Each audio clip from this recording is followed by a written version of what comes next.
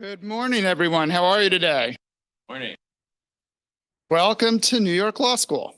It's a great pleasure to greet you and to kick off today's wonderful program. I'm Anthony Crowell, the Dean and President, as well as the Faculty Director of the Center for New York City and State Law, and we're honored to host today's program, organized by the New York City Comptroller's Office, entitled Investing in a Sustainable Future, The Path to Net Zero. Before I begin and formally introduce the comptroller, I just wanted to take a moment to recognize that it is Climate Week and to recognize something and someone very special here at MYLS today, in addition to the comptroller, and that is a young artist, Anastasia Tasha Natrella, who is 23 years old. And in honor of Climate Week, we're proud to celebrate her paintings and invite you to see them later today. You should have gotten a little flyer about our new Tribeca Neighborhood Arts Initiative, which is a new program here that highlights local artists who are working at the intersection of art, law, and justice. And Tasha's vivid and imaginative pieces, including the duality of water and earth and fire, explore the elemental forces that shape our world and the choices we face in balancing their power. Her work is both a meditation on resilience and a call to action, perfectly aligned with the themes of Climate Week. And we invite you to visit the exhibition upstairs on the 5th floor during your breaks. You should all enjoy it. And I know Tasha just wanted to give a quick greeting and say something about her work. We're very excited to celebrate her work and accomplishments. Hi, I'm Tasha, the artist. Thank you guys so much for coming. I really did make these paintings on the idea of trying to get people to understand that climate change is really important and that we see the earth being very nice until it's not, and we don't worry about it until something happens. So I really do urge you to go upstairs and look at it and think about what you can do on a daily basis to help the climate. So thank you so much. Thank you, Natasha. Appreciate it.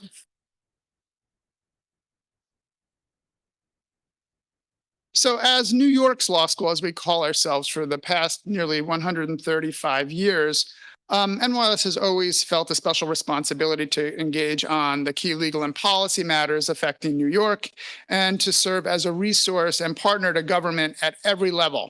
And that certainly includes the 1/3 of our graduates each year who enter public service and public interest roles, mostly at the city and state level. And our alumni hold key roles in efforts to mitigate climate change and improve the environment here and nationally. And that's why we're so excited to be part of this vital program, which is taking place during Climate Week, as well as the UN General Assembly meeting. And I also must mention during Rosh Hashanah. So for those of you who observe, Lashana Tova, thank you for being here. While there are significant changes in the priorities of the federal government on these issues, we should never overlook the essential role of state and local governments in addressing climate change. Local governments serve as policy and regulatory laboratories, and there's so much innovative work that continues today. And in New York City, that includes Comptroller Brad Lander and his colleagues. As Mayor Mike Bloomberg's former counsel, I certainly understand where responsibilities of those who are in the highest levels of city government have to use their powers to lead on these larger issues. And as someone who has known the comptroller for many years, since his very first days as a council member, I know how creative and determined he is to use the power of his public office to improve people's lives and make lasting and meaningful change. He's dedicated his life and career to public service, and as comptroller for the last 4 years, he has served as New York City's chief fiscal officer, leading an office of roughly 800 public servants in their work to promote the financial health, integrity, and effectiveness of city government, and to secure a more thriving and sustainable future for all New Yorkers.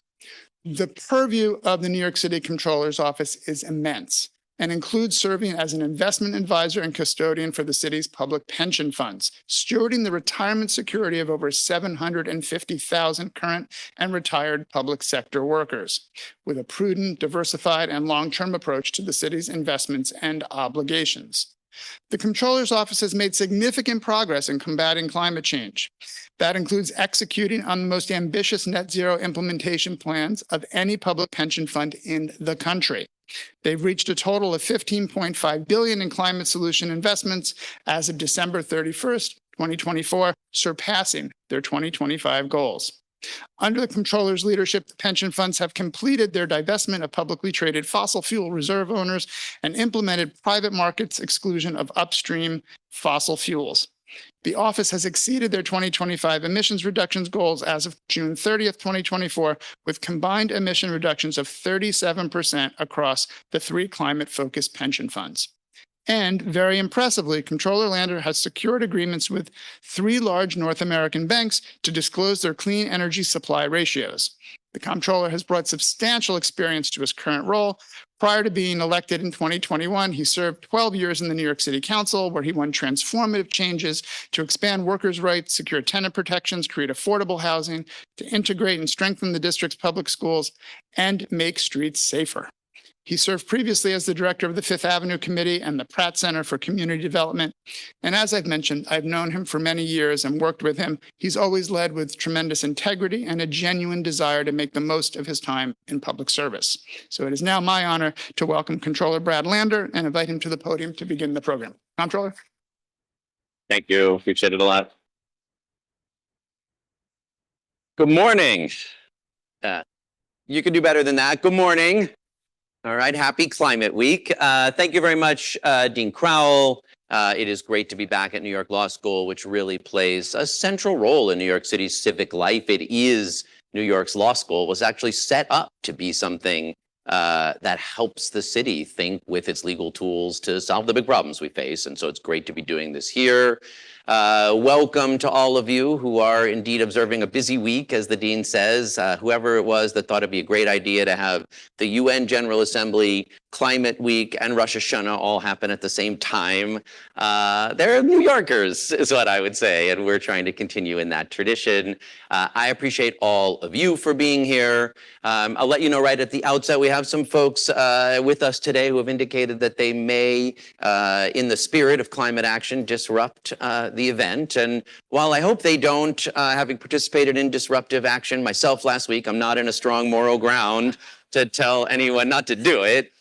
So if they don't, we'll give them the first questions of our panel when we move to audience Q&A. And if they do, we'll patiently honor that it's urgent Climate Week, and we're trying to use it to figure out how to move forward from a moment that is one of a really complex combination of crisis and hopefulness or urgency of action. And I think it's worth observing here, the reason Climate Week is the same week as the UN General Assembly is that not so long ago, it seemed sensible, clear even, that the biggest collective global problem we face is the climate crisis.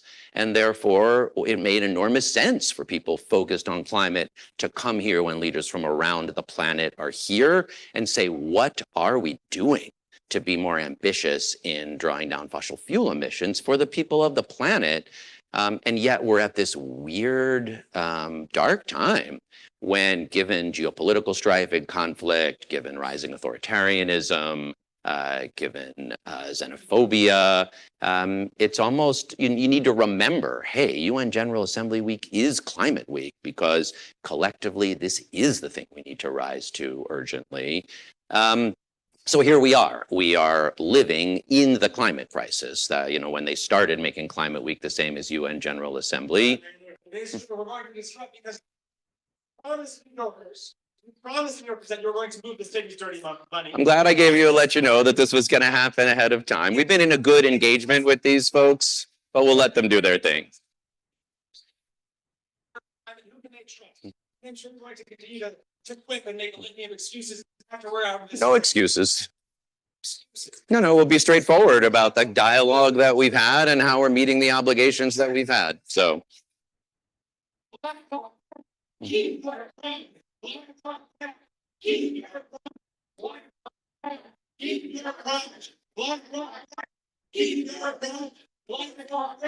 Keep your promise. Keep your promise. Keep your promise. You heard it. Keep your promise. Keep your. What is your word? What is your word, Brad Lander? instructed you multiple times, and in April you held a public press conference announcing to New Yorkers that you're going to make a legendary, historical announcement. That you're going to move the city's dirty money out of asset managers. Well, now's the time you said you're going to have done it by. When will you move the money, Brad? All right.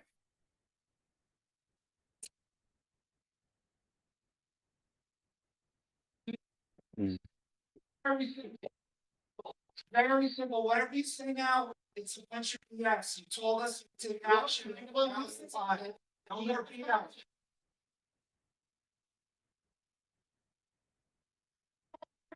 You're not running it. You're not running it. There probably are several more disruptors still in the audience, so they'll be coming down later is my guess. And if any of them stick around and want to ask the first question about how we are in fact working hard to live up to the commitments that we've made, the pressure we're putting on BlackRock and all our asset managers, we'll be talking about it on the panel and we'll be glad to answer their questions. So we'd rather do it through dialogue than through disruption. But again, I really do appreciate the urgency that people feel because as I was saying, it's like a stressful time on the one hand in just the last couple of years. I mean, it's hard to believe it's 7 months since Los Angeles was on fire. And yet there's barely any attention to what's happening in our cities. We had wildfires in our parks in New York. We know that will be happening. And yet, even while all that's happening globally, people are rolling backwards on the commitments that they made. I think Larry Fink would be very surprised to hear that, I'm his biggest devotee. But look, it was just a couple of years ago that he was saying climate risk is financial risk and trying actually to take some leadership. And BlackRock has, and other asset managers have, rolled back the insistent progress that they were making. And that's the moment that we're at and why we wanted to do this panel in particular. There are a lot of panels you can go to at Climate Week and of course, focused on all kinds of critical things, how we get more global action, what's happening in countries in the developing world and where the resources are coming from, how we can more aggressively use technology to solve the climate crisis. But we wanted to do this panel because we know that finance has a critical role to play, that large public pension funds and insurance companies and other asset owners who hold large pools of capital that expect long-term returns and are universally invested, right? So I wake up every day with this responsibility to the retirement security of about 750,000 current and retired teachers and firefighters and public hospital nurses and school crossing guards. And they're going to be working for another couple of decades and retired for a couple of decades beyond that. So our obligations of our asset management team already run out to the end of the century. We're not day traders. We think about the long term. We have a responsibility as investors to recognize that if we don't make change, we'll burn up trillions of dollars, expose our resources to loss, and expose our people to harm. At the same time, with $300 billion of assets under management, we are universal investors. So we don't have any place to hide from systemic risk. You can diversify away from the risk in one company or one sector, but if you're investing $300 billion, you face those systemic risks every day.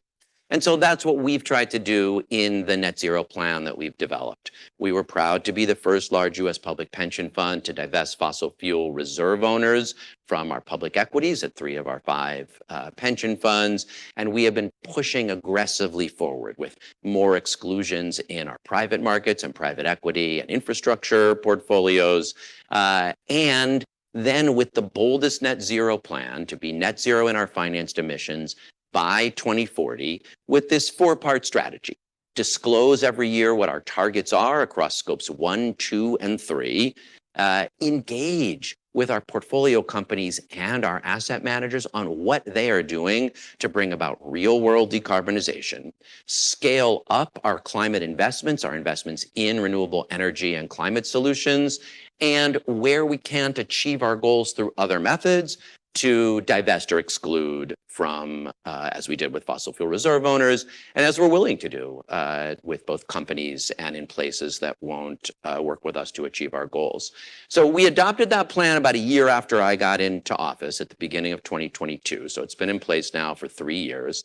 I'm pleased to tell you that in many ways, that plan is going well. We're ahead of schedule. So last year, at last June 30th, on our track to be net zero in financed emissions by 2040, we've seen 37% emission reductions, and we're a year ahead of schedule. We have scaled up our climate investments in climate solutions and renewable energy, which are now over $15 billion, rising to $35 billion.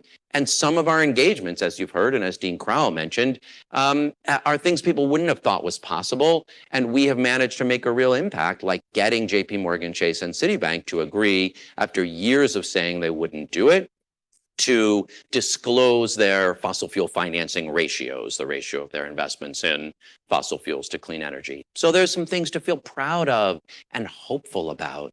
But being really honest, and this is why I think it's a shame folks didn't stick around in the room, because it is necessary to have an honest conversation. There are a lot of places where I feel pretty pessimistic.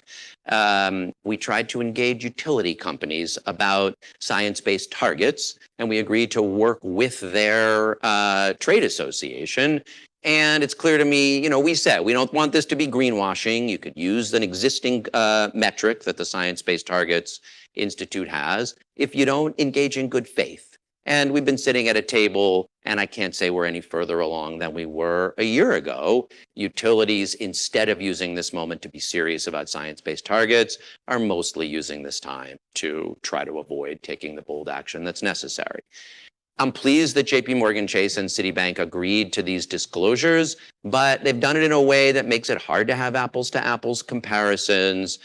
This was a metric proposed by Mark Carney, now the Prime Minister of Canada, back when he was leading an initiative that was essentially created by financial institutions. And it seems so straightforward. They would all adopt a common standard for disclosure. This is just disclosure, not even a commitment to draw down fossil fuel investments. And we have not been able to get them to use a common across the board standard.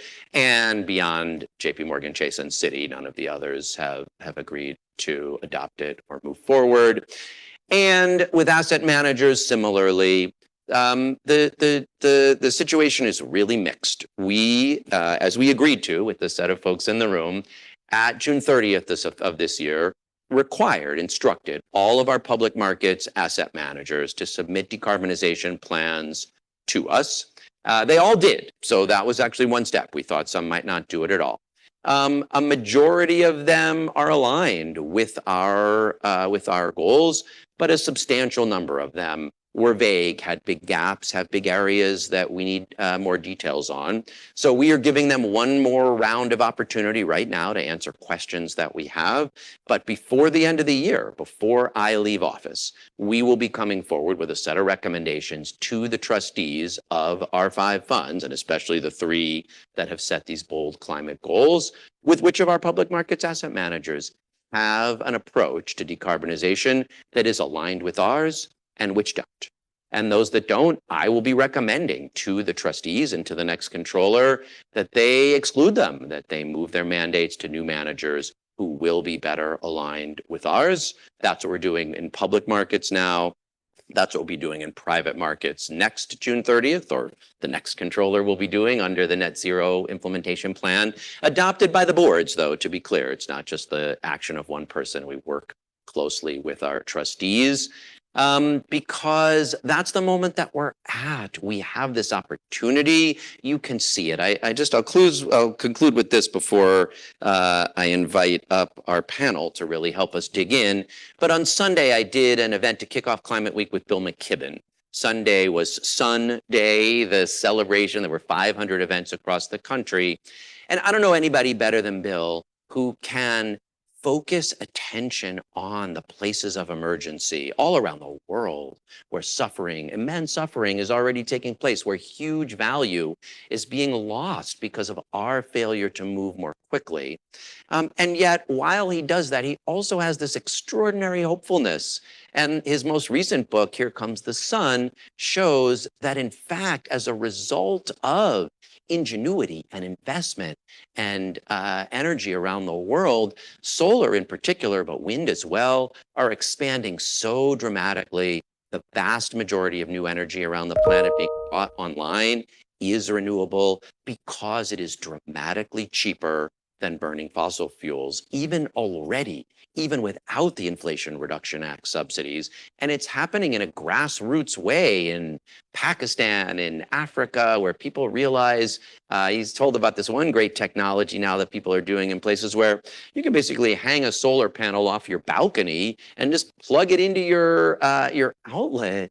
The grassroots technologies that are being developed and the ones that are happening at scale. Unfortunately, much more with investment in China than from investment here are growing around the world. So this is a moment of crisis, but it really is a moment of opportunity. There's an enormous opportunity to keep scaling up renewables and climate solutions, create good jobs, renew communities that have seen harm, be attentive to environmental justice, and meet the ambitious goals necessary to seriously mitigate the impacts of the climate crisis. But also, if we allow Donald Trump and MAGA red state treasurers and a sense of polarization to cause investors to just say, you know what, let me try to let this pass. I'll just try to kind of like go hide behind my podium. And yeah, a few years ago, I said climate risk is financial risk, but now I'm just going to hope it goes away for a little while.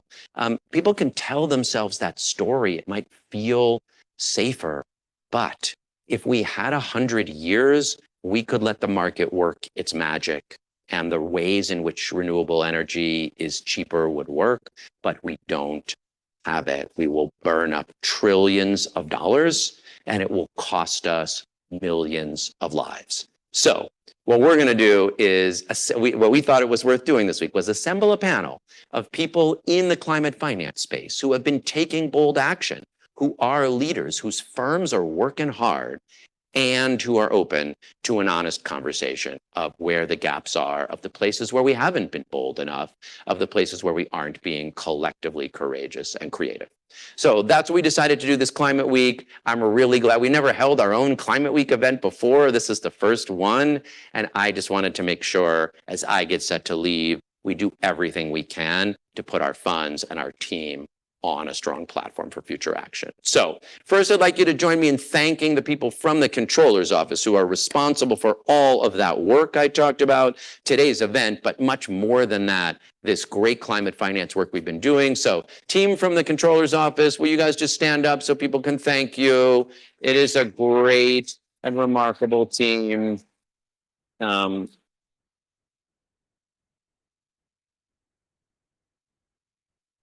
And I hope you get a chance to talk with them afterwards. And at the end, I'll introduce them individually. But now I'm going to call up our panel because we've got a great panel for you this morning. So if they will come up, that will be great. I'll tell you who they are as they're coming up. We've got Emma Henningsen, who is Senior Sustainability Analyst at the Swedish pension fund AP7. AP7 is one of the boldest funds globally on climate, and Emma works with their climate transition investment portfolio and with active ownership with emerging companies and investors on sustainability. Jonathan Bailey is Managing Director and Global Head of Stewardship and Sustainable Investing at Neuberger Berman, a private independent employee-owned investment manager founded in 1939. Jonathan has responsibility for how financially, material, environmental, social, and governance factors are considered in investment processes and engagement activities. Neuberger Berman has been a central part. You guys can sit down. I'll keep introducing. Neuberger Berman is a really strong partner of ours with nearly $9 billion of assets under management of the 5 systems of the New York City pension funds. Monish Mahurkar is head of climate transition at Arga Investment Management LP. And before that, he worked in senior leadership positions at the World Bank. Arga also is a manager for New York City's pension funds in our public equities portfolio. And Jonathan Garfinkel is a partner with TPG based in San Francisco. TPG is another of the investment management firms in the US with investments globally who have really focused on leadership in the climate space, including through their TPG Rise Climate Fund.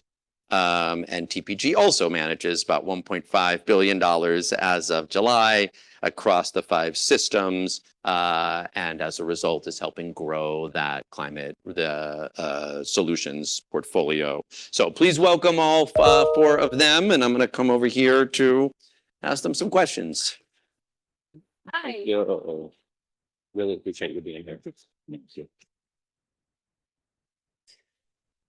Thank you all for being here in New York City for Climate Week as partners of our funds. This is pretty exciting to have folks who are managing money for our beneficiaries and who we get to be in conversation with as well.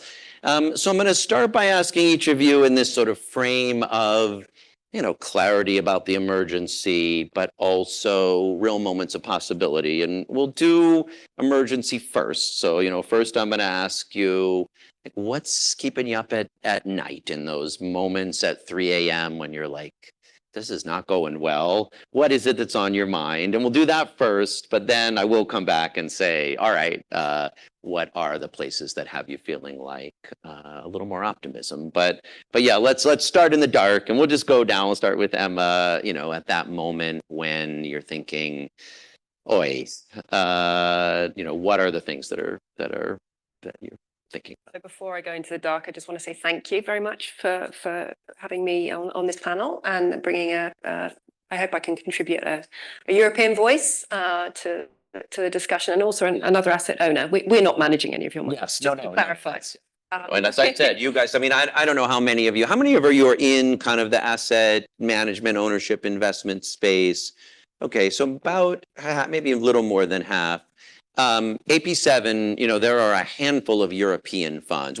We often say we have the boldest net zero or decarbonization plan of any US public pension fund or asset owner. And I'll stand by that. We're happy to, go back and forth with our friends at CalPERS or New York Common or wherever, but I'll stand by that. We never say we're the boldest in the global context because the European funds are really out in front of the American funds for a range of reasons. And AP7 really is one of the places that's setting the standard globally. So thank you for being here. Really kind, thank you. So we're a state pension fund, $150 billion assets under management, and most of that's in big global beta funds, equity funds. So that's just a little bit of background to us. But with this global portfolio, we also very much identify with the role of being a universal owner. We can't sell our way out of the systemic risks that are in our portfolio. We have a long-term perspective, a very long-term perspective for the 60-70% of the Swedish population that we look after a part of their pensions. So, and we have it very clearly, actually, we're very fortunate to have it written in our instructions from the government that we should deliver good returns, but at the same time be exemplary in our work with sustainability. So it's very clear for us, this is our fiduciary duty to handle the systemic risks that we're facing, such as nature-related risks and climate change, of course. So if I go into the darkness, the European darkness, actually, to begin with, really, Europe has a war in its backyard, and that is obviously huge for us and has huge implications on the way investors and companies see the world. And it brings challenges alongside the energy transition, because it's not, we need an energy transition and we need energy security. Energy security is really coming to the fore, and that sometimes is in conflict to decarbonisation goals. So that's something that's difficult for us, in geopolitics more generally. globally, you know, there's a lot going on that can keep us up at night. And how do we handle that as a universal owner of global equities? So that's one thing. Second thing, if I bring it a little bit closer to home here, we have about 60% of our equity portfolio is in North American companies of the money. So, you know, US and Canadian, but US companies predominantly are really important to us. And our rights as a shareholder are very important to us because obviously. And we're seeing a number of changes that are quite concerning, that are attacking the shareholder rights of minority owners. So the changes in the Delaware regulation that have come through the year are concerning for us. Exxon's move to take its retail voters' votes in line with the board. These are things that are, and also the SEC's movements on shareholder resolutions, for example, and it's a much more difficult environment to file resolutions now. All of these things are cutting away at our rights as shareholders and increase the risk of poor governance in these companies and increase the risk of those companies in our portfolio. So that's something that we're really keeping an eye on. I actually, I was at an event last week where another big pension fund in Sweden was presenting their strategy on risk, and they were looking to cut out countries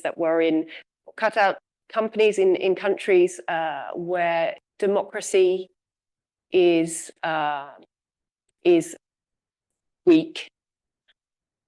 And you know, the question came up: what's the future of this strategy? And with US assets, I'm sorry to be somewhat. Oh. Maybe so just bringing that up. That's a headache for us. Yeah.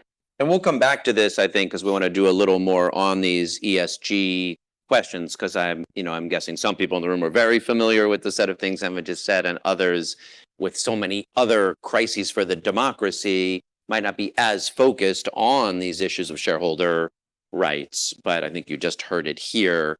You know, not only are they concerns from the point of view of, you know, traditional, more activist or more engaged investors, they're jeopardizing the presence of European and global capital in US capital markets. So they are something to pay real attention to. So we'll come back to that. Thank you. Brad, thank you for having me and for your leadership and the leadership of your team on these important topics. What keeps me up at night? We invest across public and private markets, but I'll focus more on public markets in my comments. What I'm hearing from US corporate directors is that, well, investors don't care. They don't care anymore. And I heard that at a roundtable of some of the largest US publicly listed companies only 2 weeks ago. It's just not true, right? You care about it on behalf of your trustees and beneficiaries. We care about it because it's financially material on behalf of our clients. But that narrative is beginning to come through. So it's more important than it has ever been that investors repeat that climate is a material risk and an opportunity, and therefore we need the appropriate disclosure and information, and we need to understand how companies are thinking about transition risk and opportunity. And so that is the thing that I worry about, is that there's a narrative doing the rounds that says, as a director of a company, I don't need to think about this so much. And so we have what we call our net zero alignment indicator, and it's a way of assessing where companies are on their journey, right? We use the net zero investor framework that many of your staff use. And if we look at how companies score on that year over year, we were seeing great progress. 2021, 22, 23, the average score for the MSCI World, right, was going positive, right? There's still a lot of work to do, but companies were increasingly aligning. That meant that their strategies, on average, were becoming more aligned with the transition. Their capital allocation, on average, was becoming more aligned. And so, unfortunately, last year, we saw it go backwards on average. Now, you've alluded to a couple of the key sectors where that retrenchment was most noticeable, like, for example, in energy and utilities and so on. But It's not all bad. And I know we'll come to this later, but there are areas where we're seeing continued progress in places like industrials, right? Where there are competitive opportunities and advantages to continuing the progress. So we're seeing momentum there. In real estate, where, as we know, many of these buildings have operational efficiency gains and they're exposed to physical risk. So it's not all bad, but I think on average, unfortunately, it's going backwards, and corporate directors are not taking it seriously enough. Thank you, Brad. Again, acknowledge your leadership in this space. Thank you for inviting us for this discussion. Privileged to be here. So I think there are a lot of things to worry about with respect to climate transition. It's a global matter of concern, and you alluded to some of those issues. But as a global equity value investor for Arga, one of the many issues to worry about is how is capital being allocated to this very important space.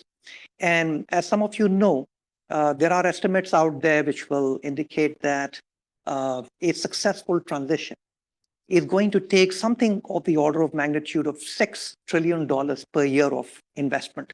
Think of that number, it's like 6% of global GDP. That's a lot of capital. And it's not pie in the sky because we're kind of halfway there, right? We're reaching there in the next few years. How that capital is spent, especially at the level of companies. And the kind of companies we invest in as a value investor often have high baseline emissions because that's where the problem needs to be addressed. And if that capital is not spent well, without thinking of what kind of returns those investments will generate, how is that capital being actually financed, there is a lot of downside investment risk. And if you don't manage that well, it's not sustainable because a sustainable path to managing the climate transition requires that companies do this profitably. That is the power of capital. And so that's something we worry a lot about and spend a lot of time and attention researching that and thinking through that and talking to companies about how they're actually thinking about strategy beyond just targets and metrics. So that's what I would like to flag. Brad, I want to echo the thanks for having me and for the partnership. And I also want to thank you for the framing of this question about what keeps you up at 3 a.m. saying oi, since I have been genetically engineered to be fabulous at that. I'm going to answer the question at a slightly lower altitude, just given that I sit on the private side and sit in a lot of boardrooms and have maybe a slightly orthogonal perspective. So when I think about the core problem that we're trying to solve, the structural issue is that you have to marry technology, which historically has been a capital light, entrepreneurial type venture, with capital intensity and commodity risk, which historically has been the domain of very big companies that are not necessarily innovation or focused. And for moments in time over the last 5 years, there was the view that the technology-oriented entrepreneurial companies could tackle this problem of big capital projects. And that's just really hard. And at the same time, you have the more risk-averse big companies with the balance sheets and frankly with the expertise to do big capital projects. But getting those two sides to talk to each other is a structural impediment. So for us with our capital, we are meant to help bridge that divide, but it's complicated. And the investment ecosystem and even the operational talent-oriented ecosystem that has to bring those skills together is, I would say, tinkering its way towards a solution. But every day that goes by, when you think about how to get these things financed, how to get them insured, how to get them operated properly, it's hard. And I see and feel that in the boardrooms that I sit in. So that's when I'm laying awake at night, it's really pondering how do we continue to nudge those two ecosystems more openly. So that's, I think, actually a really helpful laying out of things, because I feel like maybe we wish, had, even 1 year ago, maybe we all could have been focused on this problem. It's like, okay, so yes, there's a set of real complex technical, technology, environmental, capital drivers. But at least you've got boardrooms where people want to do it. But if you add that with the political challenges, it really makes it a lot more sobering. But why don't we come back down the line, answering with a little bit of, all right, so I'm going to tell one story about, or give an example about, or tell you about a place where we've been able to do something or see something that is giving us hopefulness about the ability to meet those challenges. I'm on the wrong side of the line. Sorry, well, if you teed it up. There are points of light everywhere, okay? And where companies are succeeding, the success is incredibly inspiring, okay? So we're invested in Beta Technologies. They are building electric airplanes. They flew into JFK a couple of months ago from out on the island. And the statistic that grabbed everybody's attention was that it cost $7 worth of electrons to fly the 200 miles, right, for a 6-seater aircraft. And that would have been substantially more expensive so electric propulsion, for all of us who drive electric cars, anyone that drives one knows this is not a debate. They're a better product, but the adoption just has to take its time. So I'd say that's generically a point of light, that just where the tech is making the progress and where it is the right solution, which is in a lot of places, there is capital for those companies. And they are making probably more progress than people know, particularly now where everyone's got their heads down a little bit. So lots of encouragement from that perspective. And then the other thing I would say, I have the great privilege of teaching a class at the Stanford Business School on climate finance and investing. And if you want to be inspired, sit with 50 MBAs who are a generation, or maybe 2 or 3, younger. There's no problem with that generation. And there's no problem outside of the US. So the optimist in me, and I am an inherent optimist, sees that future very clearly as being a time when there's no need for the protest. It's like we got it, right? So again, all due respect to my generation, but when we're out of the way, there's very strong clarity about the path forward. So I think at Arga, we're also very positive, and if there's one area of optimism, it's in this remarkable progress in decarbonization technologies. And I think, Brad, again, you alluded to the progress made on the renewables front, where solar, wind have just kind of spread out all around the world, including in the US, right?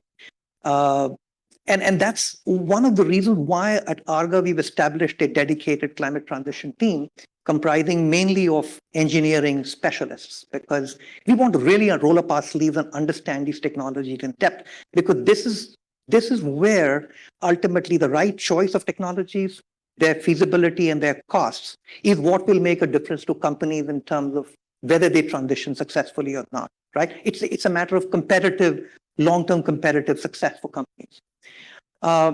So a good example, and of course, the success of renewables and battery technology is very public, very well known. What we find equally fascinating is what's going on in these hard to abate sectors. These are the kind of sectors we invest in: steel, cement, and where there's been some very interesting, breakthroughs as well. So, for example, a company like Holcim, which is a global cement producer, it was in one of our portfolios. We've been working very closely with them, talking to them about their decarbonization plan on, being able to produce green cement. And even as we speak, they are in the process of implementing carbon capture technology at 7 of their plants across Europe. And in some of them, they're using a technology developed by a private Canadian company called Swanti. And this is still going on, and this is in progress. And these are the kind of examples we find really fascinating and interesting.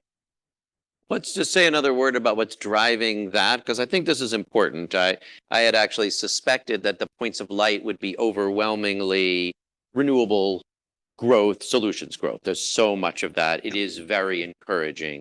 The spaces of the hard to abate, of real drawdown are, harder to find, harder to incentivize financially. So I'm glad you brought one up. Can you just say a little more about what led them to lean in to thinking about what they can Sure, sure. And you make a good point, Brad, because it's these companies which have such high baseline emissions, right? Companies like Holcim and cement or ArcelorMittal and steel.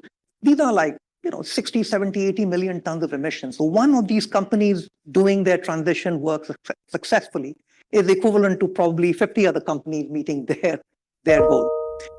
So what we find, why companies like these are focusing on this is, again, really from the point of view of competitive long-term positioning of their products.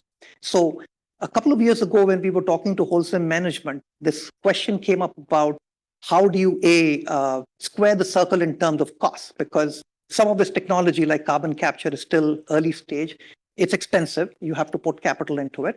But the way I think they were able to address this, one is using your policy environment in a smart way. Not just in the US where things go back and forth, but even in Europe, in Japan, in other parts of the world, there is always a certain policy support element that if you factor in well, you can be ahead of the curve by bridging the gap in your risk return framework. And the second opportunity, which we discussed with Holcim management, is the ability to price your product at a premium. Because transition or looking at successfully transitioning is a matter of competitive positioning for everybody. So customers of Holcim too are willing to pay up a slight premium for their greener products, right? So it's a combination of these elements that I think lead these companies to think of this as getting ahead of the curve. By the time some of the other companies catch up, companies like these already build a certain advantage. Of course, it helps in Europe that there is a European trading system for carbon. There's a carbon price, and that cost is also factored into their thinking. And I want to underline this as well. We were yesterday with our friends from Temasek, who are another of the large global asset owners that are making real progress. Singapore also has a price on carbon. We're not close in the US to having a price on carbon, but what's happening in Europe, what's happening in places like Singapore, when you price carbon, that is just an essential key between what we can do here is provide the incentives for scale up of renewables. It is hard without a policy environment to provide an incentive for drawdown. But people are learning how to do it around the planet and making money on it where the infrastructure, the policy framework is right. So one of the things I just believe in is human ingenuity, right? And if you think about some of the technologies that we've had for several hundred years, we've had plenty of time to try and make incremental improvements to the efficiency of the internal combustion engine, for example. We're still early in the journey on many of the other technologies. And so you talked about the reduction in the cost curves for solar and for onshore wind and so on. And we've seen those improvements that have been dramatic, coming down by 10x or more over the last couple of decades. And so we're in a situation today where in the US, the levelized cost of energy is basically equivalent between natural gas, renewable solar and onshore wind. And it's really just a question of, what's the fastest to get up and running? And what's the permitting regime and the regulatory structure around that? And that's shaping more of where we're seeing incremental capital going, rather than it being the technology itself being more or less cost effective. So that means that on a fair level playing field, renewables should be continuing to win share, and they are to a certain extent, maybe not at the pace that is needed for a 1.5 degree scenario. But I think you can apply the same logic to what's happening on the demand side. Right, and everybody's aware that every cat video you generate on ChatGPT or whatever, right, is actually a higher energy consumption than just doing a simple Google search. But those numbers are coming down dramatically too. So Alphabet, shared data for Gemini that the models are now being able to generate a search result with Gemini that's about 33 to 44 times less energy intensive than it was a year ago. We're also seeing innovations from the chip manufacturers. So NVIDIA investing in Emerald AI to basically to manage demand fluctuations so they can throttle their data centers up and down in short 10 to 15-minute blocks. So you don't need to install as much peaker capacity, which tends at the moment to be focused more on natural gas. So we're beginning to look at this, and this was always the dream of the Internet of Things, as a true system, right? And to think about how you can optimize the energy system, both with things on, at the individual household level, but also at the aggregate, in a way that means that we don't necessarily need to see the big ramp up in fossil fuel backup or peaker capacity. So I'm actually very positive about the application, to Jonathan's point, of technology and innovation to solve some of these problems that maybe means that we don't need some of the materials, we don't need some of the increased in fossil fuel emissions. But the one bit that I do worry about that connects to that is, of course, the costs for hardworking households. And we are seeing electricity costs go up in many jurisdictions as a result of these investments. And we need to make sure that as that happens, that there is an appropriate dialogue with utility companies and other stakeholders about how to make sure that this transition is a just one. And so that's something that we need to think about too. I want to pick up a little bit on the example, the wholesome example that Monesh gave. I was a great point of light. Yesterday, I was at a fantastic workshop, 4 hours on low carbon construction. And that was hosted by Amazon, Microsoft in the room, big companies in the room, alongside the big cement manufacturers, the steel manufacturers. Microsoft announced a new partnership with happens to be Swedish, very low carbon steel producer. This is really exciting. And that's, at the end of the day, that's consumers demanding this of Microsoft and of Amazon. So let's not forget the consumer aspect here, as well as policy and investor pressure. So I think it's an ecosystem that together we all need to put a pressure from our directions to keep the change moving. And I think just turning to sort of the asset owner space now, I think real points of light for me are that at the moment and in the last couple of years, we've really seen a move to put center stage a decarbonisation of the assets that we're owning, rather than a decarbonisation of our portfolio. So about working with the companies and the industries that need to transition, rather than tidying your portfolio so the emissions look good. Really getting to the grips of the real world effects of a portfolio and investments. And that, I think, is something I've seen a very clear move on in the last couple of years, to focus on real world effects. And for us then at AP7, that means we're working very much with climate transition and have specific mandates that are getting into the nitty gritty with companies and really trying to engage for change in the way that you guys are doing as well. So that's one thing. And then the other really positive thing I've seen this year is in all of this process of ESG backlash and a green hushing, you could say, or at least many asset managers under a lot of pressure to keep their heads low. The role of the asset owner has really come to the fore. The big pension funds have really, we realise again, we knew before, but it's a reminder, we need to do our job. We can't just trust that the asset managers are doing it. We need to get in there, ask the questions, put the pressure, demand the products that we need, and demand the services that we need in order to help them to stick to their fiduciary duty of taking into account material risks and bringing in the long-term material risks, systemic risks, and how they can work with those on our behalf.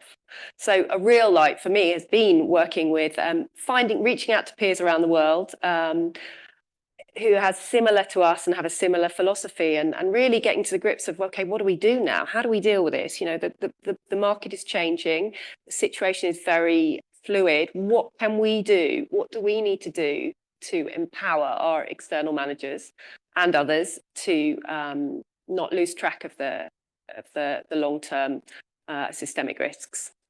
Can you say a little more about that? I mean, this is a real pet interest of mine, because we have the long term, we're universal owners, So that puts us in a position to want to do this here. But of course, you can't confront systemic risk by yourself, and so the shared interest of asset owners globally should be able to be a stronger force.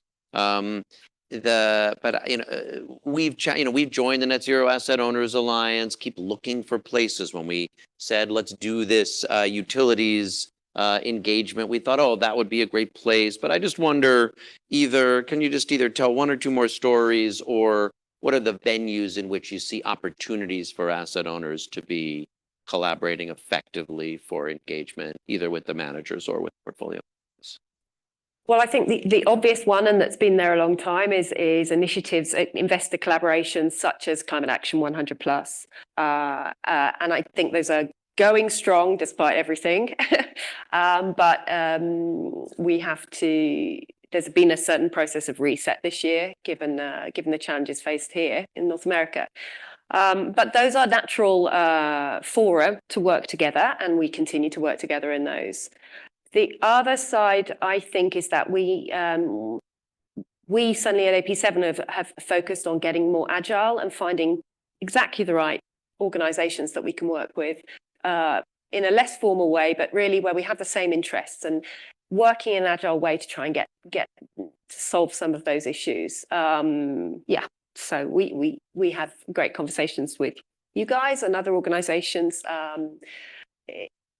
around the world, literally, that happen to have a similar investment profile to us, and that happen to, and that want to work in a similar way. So, and we appreciate it. I'm going to open it up for audience questions, but I'll just say a word on where Emma started about the moment we're at in ESG and particular sort of shareholder rights in the US, because I don't think everyone, again, this is like it's like 7-alarm fire time that it's hard to pay attention to. And everyone knows there's sort of this war on ESG, and, the big asset managers like BlackRock and State Street and Vanguard, leaving, at least in the US, Climate Action 100+, and being, this green hushing process. And that is a real risk, and we need to stay focused on it. That's why, as much as, I think we're out front, again, Larry Fink will be surprised to learn that I was standing up for BlackRock. I actually think it's useful for them to keep putting that pressure on. But the thing that I think has escaped notice is what's happening more broadly around shareholder rights. So Exxon, not only, it's typical for companies to fight against shareholder engagement and try to kind of ignore it, but it's not that typical for them to sue people who have brought shareholder resolutions. But that's what Exxon is doing. And even after they agreed to drop their shareholder actions, they're still going after them legally. When Elon Musk had the least bit of trouble getting his $56 billion payout in Delaware, he, quickly had Tesla move to Texas, where he's not going to have trouble apparently getting $1 billion payout. And that's where the focus had been. We're going to give him a hard time. But actually, what I want to underline is, in addition to that $1 trillion payout that he's seeking, they have changed the bylaws of Tesla as they move them to Texas to make it so that shareholders can't bring shareholder resolutions or even engage in securities litigation when our rights are violated. And if so we have a shareholder proposal on the ballot in November at Tesla's annual general meeting to change the bylaws back. We're investors. We get to vote on what the bylaws are. Obviously, any shareholder voting just their own basic interest would keep their rights to file securities litigation and bring shareholder engagement. You could decide that Elon Musk was worth $1 trillion. I mean, I'd find that hard to see, but I don't see any argument for investors to willingly give up their rights. But that's what people will be doing if they don't vote for our shareholder proposal in November. So this is a moment, and when US investors either are going to show up for the model of shareholder governance that we've had since the 1940s, or totally yield, because if Elon gets away with it, if Exxon gets away with it, many other companies will do the same. And I don't think we'll be able to hold on to this model that serves our efforts to engage on climate well, but also has just been the foundation the US capital markets are built on for decades. We will give away enormous economic value for the US And that's happening on climate broadly in the way our position's being given away to China on investments in infrastructure and climate transition around the world.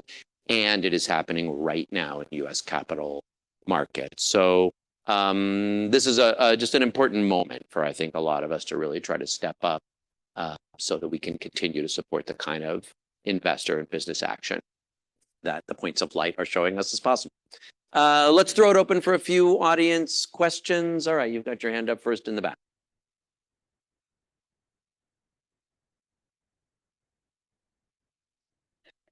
Thank you.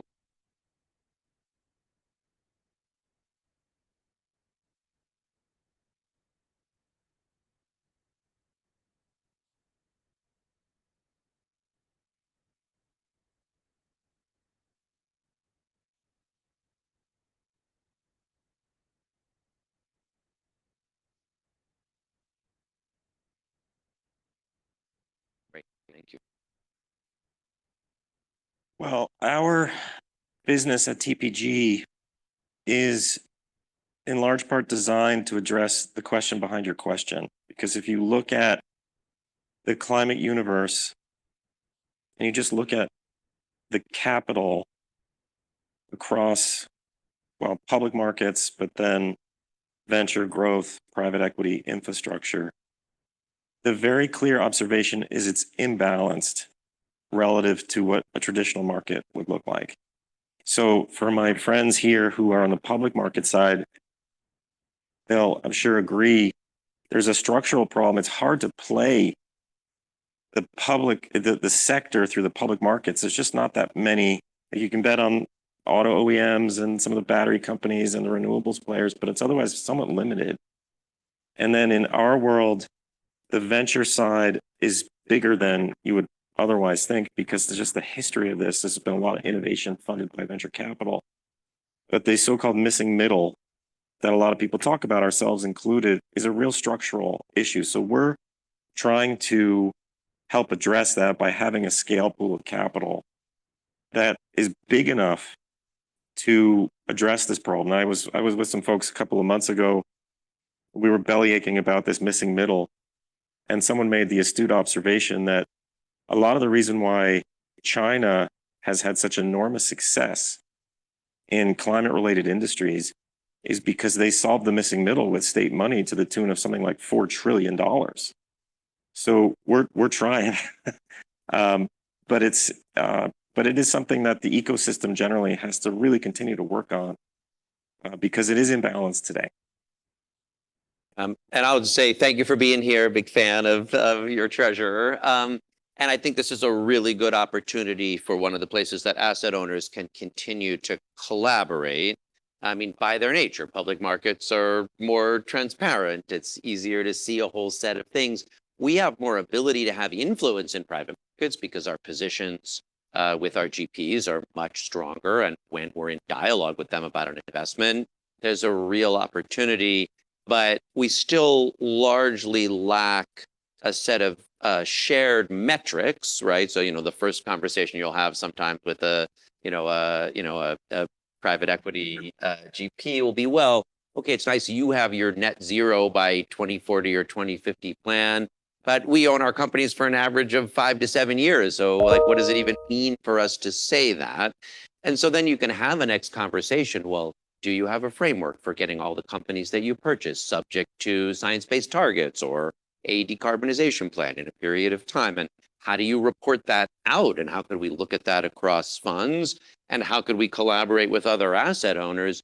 All of that is moving. I was at a meeting Monday of the Private Markets Decarbonization Roadmap Roundtable, which is one space where that conversation is productively underway. But work, there's work to do. And then there's a lot of great examples where so much of our exposure to climate solutions and renewables is in our private markets. But I do think that can lead you a little bit too much to like, hey, let me tell you a few great stories and not answer the broader set of questions. What are my metrics for asking our private equity and infrastructure and private credit and real estate GPs how they're doing it systematically and what they're measuring and how we can add it up. And there, on the one hand, there's a lot of good energy and dialogue. I'll say we're asking our private funds managers to give us decarbonization plans by June 30th of next year. But with new ones we're diligencing, we ask them now. And I think the last 14 that we've done all had strong plans. We were able to work with them. About half of them strengthened something about their plan in conversation with us. And that's encouraging. But I will say one place I'm anxious is that I feel like there is less universal adoption of a science-based targets framework than maybe we were hopeful about a year or two or three ago. And it's not that we think it should be like a monopoly and everyone should use SBTI. That's why we wanted to engage with EPRI, the Utilities Trade Association, to say we're open. We do need multiple frameworks for assessment, but that's got to get clear. And right now, it's just not clear enough. And so, how to evaluate apples to apples across funds remains challenging. So if it's a really big entity and you're an investor working with them, you can say, okay, I see how this company is making big progress. If you at the broadest scale just want your financed emissions measured, you can get that in scopes 1 and 2. But scope 3, which is 70% of our financed emissions, and in that, it's hard to really aggregate and evaluate. Okay, like, are we on path, and how can we know? And that's something that I think we all need to keep working. And folks will introduce yourselves when and wait for the mic here.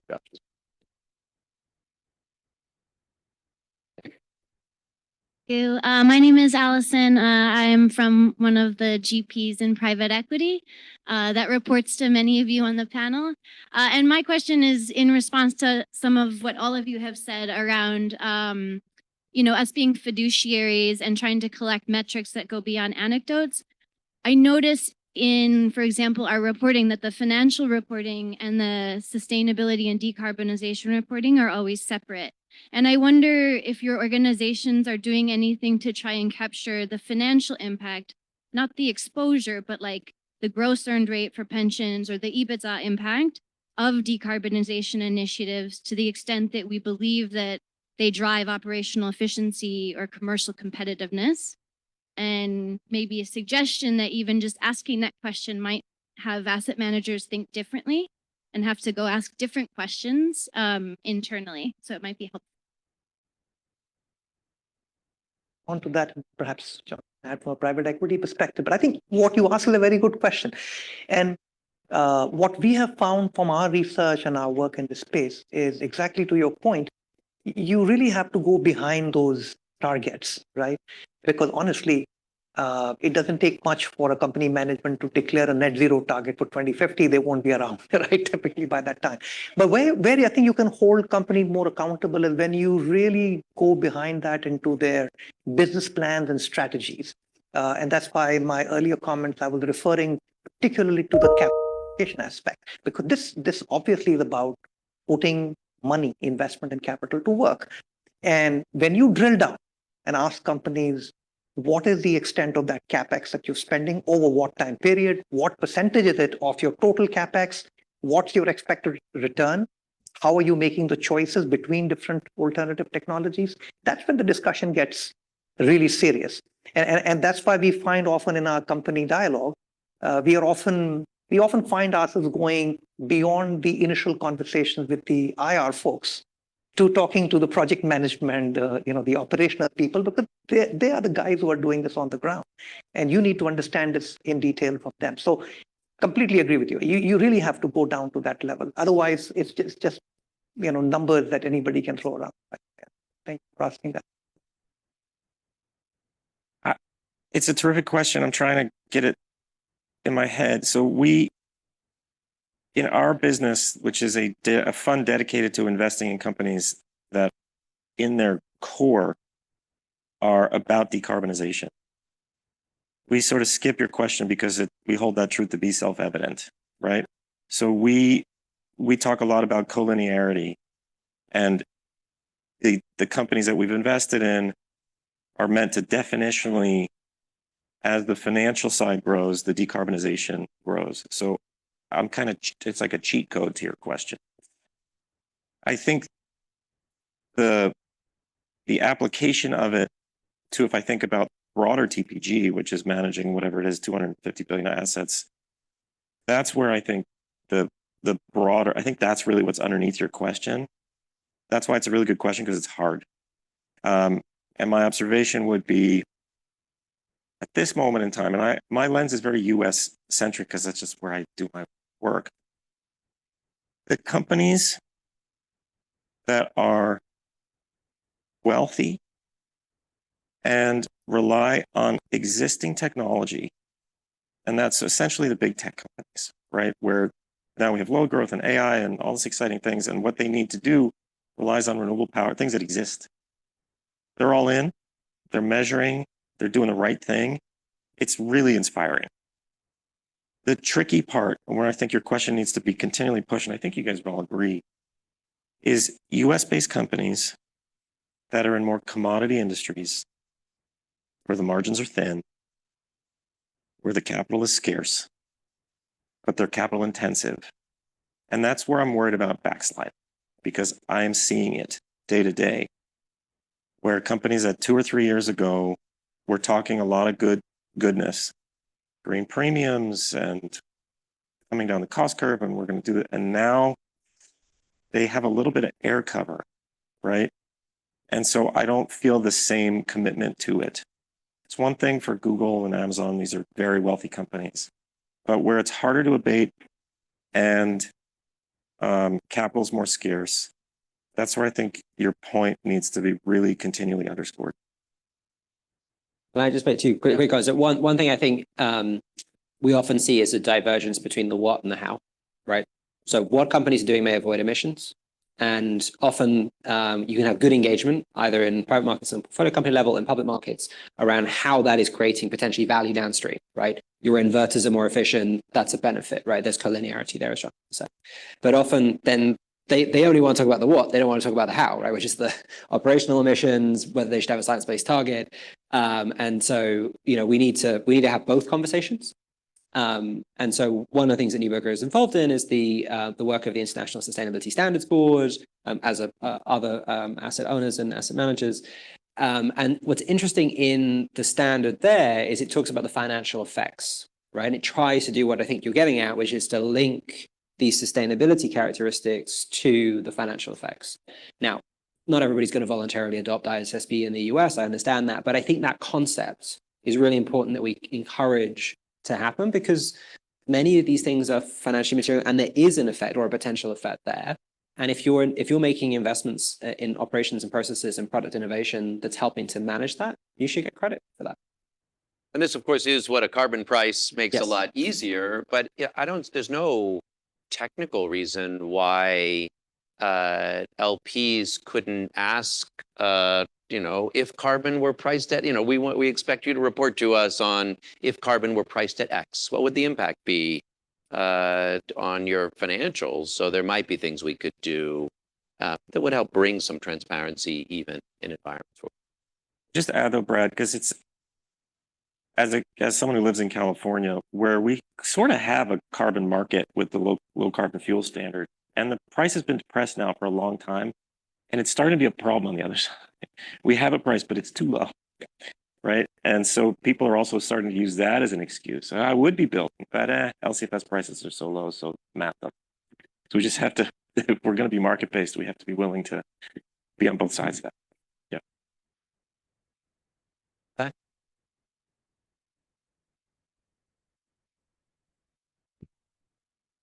Thank you for yours.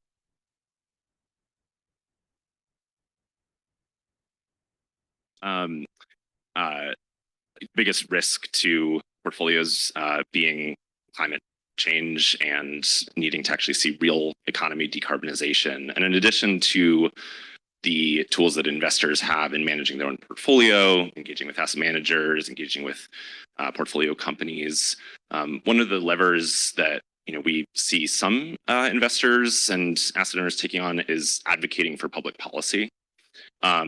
both in the financial sector around things like the SEC disclosure rule, but also real economy sectors. You spoke about utilities, and I wonder, what you all see as some of the opportunities or challenges for different types of investors, asset owners, asset managers to engage in public policy advocacy, not in a partisan way, but from the standpoint of a fiduciary that needs the real economy to decarbonize and needs policymakers to accelerate that. And I think there's a really, from our perspective, a really powerful role for fiduciaries to be an advocate for that. And so obviously things challenging at the federal level, but at the state and local level, and for those working outside the U.S., curious kind of what you see as the best opportunities for investors of different kinds to advocate for public policy,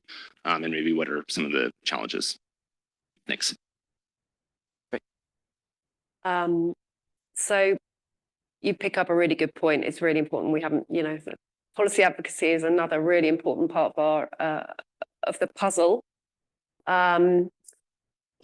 If I start with the challenges, it's difficult to step into the policy world and have an informed dialogue with policymakers. It's a very different world from the world we move in day to day. At least I move in, and you facing the lobbyists of the world, whose their whole life, their whole professional life is about influencing and being able to make those arguments really strongly. So it's challenging, it's really hard, but it's also really, really important. We've been working for a long time to try and to get companies to be more transparent on what their lobbying is. We supported the development of a global standard on responsible climate lobbying, for example, and we continue to fight for more disclosure from companies on what they're doing, both in their own policy advocacy, but also through trade associations. Yesterday, I had my first experience of direct policy advocacy with the government. I was sitting in a room together with an asset manager who we don't have a working relationship with, but have joined forces with a group of asset managers and owners to talk to the Indonesian government about the deforestation that's happening at the moment in Papua New Guinea, which is actually the government food program, which is leading to a large amount of deforestation. So we need to be doing those kind of things. But it's pretty out of my comfort zone, and to be quite honest. And so we need to I think build our capacity in those areas, asset owners such as us. And I think it's a very strong lead from our CEO as well, that this is something we need to be doing more of. So thanks for the question. Maybe I just made two guys. One, I think, is you think about what the future of systemic stewardship and sort of the role of asset owners looks like. Maybe there are places where they are best positioned to take the lead on certain things and asset managers on other things, but there are also areas where there's common ground. And I think this issue, Brad, that you raised of minority shareholder rights, basic corporate governance, like that's something that pretty much every asset manager ought to have a shared view of how to protect their clients. So there may be specific things, changes to CAFE standards or whatever, where there may be, specific actors that are best placed to work. But I think there are some common areas of policy engagement that there should be consensus on. And maybe, Brad, I'll just make a couple of points on the policy question. And I'm here drawing on the experience at IFC, where I spent 10 years part of the World Bank Group. And obviously, this was an important area of focus. And one of the questions we grappled with is that if you want to work with private sector and with capital to deliver the goals that are broader or more planetary in nature, one has to understand how capital works or how private sector companies work. And it's obviously about risk and return, right? So from a policy perspective, one of the important things to address, maybe this is where companies should spend time through their industry associations with their policymakers to address, is to help recalibrate that risk and return, either help lower risk or help increase the return. Otherwise, to your point, you could be waiting for 100 years to get the markets to sort out and work through these, mechanisms. So if you want to accelerate the progress in certain areas, then this gap has to be constantly focused on. Whether it comes through a universal carbon price, in an ideal perfect world, yes, but we know it politically not going to get there. But there are always maybe the second best solutions out there, right, in the form of incentives, tax credits, or just lowering the risk of certain environments in order to, even basic stuff like we hear all the time about permitting and permissions to get projects moving forward. Time is money. You spend 5 years getting permissions to get connected to a grid. You've lost a lot of money along the way, right? So those are the kind of things I think policymakers and companies, investors working with policymakers should really focus on. I'll add a few things. First, I'll just start by observing this is a place where the right is doing better than we are at the moment. I just kind of want to own that. Again, it's why I really understand the frustration people have. Red state treasurers and attorneys general and members of Congress are focused on climate finance and policy related to it much more significantly and aggressively and effectively than we are, than Democratic treasurers or controllers or members of Congress. Some of it is because they're just willing to burn it all down in a bonkers way. I mean, so I was the witness before the House Financial Services Committee at the ESG hearing, and the Democratic members of Congress are like, I really don't understand what is being talked about here, while the Republicans have decided for their next fight that they're going to show that Glass Lewis and ISS are like a foreign-owned woke duopoly controlling U.S. markets, and it doesn't make any sense. It's not consistent with fiduciary duty, but they're being effective. That's where the BlackRock walkback is coming from, and Congress is busy debating nonsense as opposed to helping us move forward. So we should say that out loud. And I think some of the reason, it makes sense to me that the Green New Deal advocacy focused on winning the IRA and the incentives for transition, and that trying to capture people's imagination in climate finance is a little harder, but these are important places and wins are possible. And so, I think the work that you guys have led, that a lot of us have been involved in, is really important to keep pushing on. And they can come in interesting places. I'll just tell you one story that's more on workers' rights than on climate, but where I really feel proud of our team, and I'll use this to thank and introduce them. There were these stories, I don't know, a year ago or maybe a little more, on Indian sugarcane workers in Maharashtra and just what an abusive supply chain that is. And so I said to John Adler, our chief ESG officer, how much of this is in our supply chain and what can we do about it? And it's not that easy for him to figure out what we could do about. We are not going to engage in the policies. And truthfully, the policies of India look great, on the books. None of those workers are being abused. Everything is super there. They all have lots of rights. We know that's not happening. He saw that it was a situation very much like what had happened with tomato workers in Florida, who had formed the Coalition of Immokalee Workers and won this Fair Food Pledge that has transformed labor rights within the tomato harvesting supply chain. And we're helping build a bridge between the worker organizing in Maharashtra and the Coalition for Immokalee Workers to see if a Fair Food Pledge is possible along the same lines. What it means for us to kind of act like that on climate, to be more aggressive with our managers in sectors like utilities and those others that are slower, where there's an opportunity to partner. It's great. I think actually one thing that I'm thinking about differently from this panel is, okay, on the one hand, if the tech companies are the places where more ambitious progress is being made, there are huge parts of the capital stack, at this moment.